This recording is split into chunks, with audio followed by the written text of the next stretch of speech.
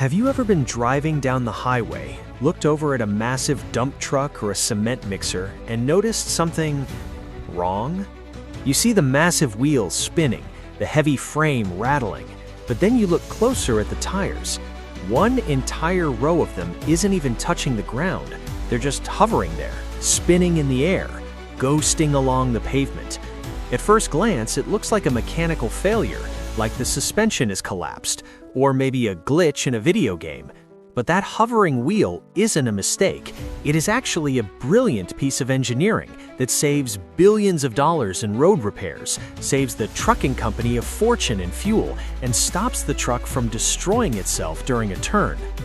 Today, we're looking at the surprising reason why some truck tires are designed not to touch the ground. Right here in Simple Things, Surprising Histories.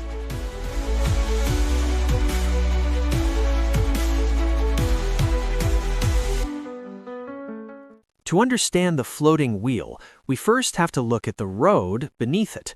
Concrete and asphalt are strong, but they have a breaking point. If you put too much weight on a single point, you don't just drive over the road, you crush it. This is why governments enforce strict axle weight limits. It's not just about how heavy the entire truck is, it's about how that weight is distributed. Think of it like walking on deep snow.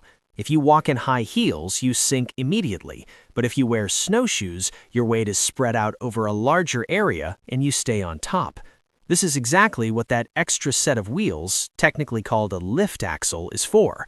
When a dump truck is fully loaded with 20 tons of gravel, that weight is too much for just 2 or 3 standard axles to handle legally. So the driver flips a switch in the cab, huge airbags inflate, pushing that hovering axle down until it hits the pavement. Suddenly, the truck has snowshoes. The weight is distributed across more tires, the pressure on the road drops, and the truck becomes legal to drive without destroying the asphalt. So if more wheels mean better weight distribution and safer roads, why not keep them down all the time? Why lift them up at all? The answer, as is often the case in history, comes down to money. Tires are expensive. Big rig tires can cost hundreds of dollars each, and they wear out quickly. Every mile a tire rolls against the pavement creates friction. This is called rolling resistance.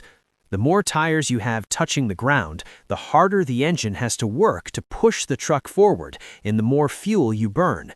Imagine a truck has just dropped off its load. It's now empty and light. If the driver leaves those extra axles down, they are just burning fuel and wearing down expensive rubber for no reason. By lifting them up, they instantly reduce rolling resistance. It's an eco mode for heavy machinery.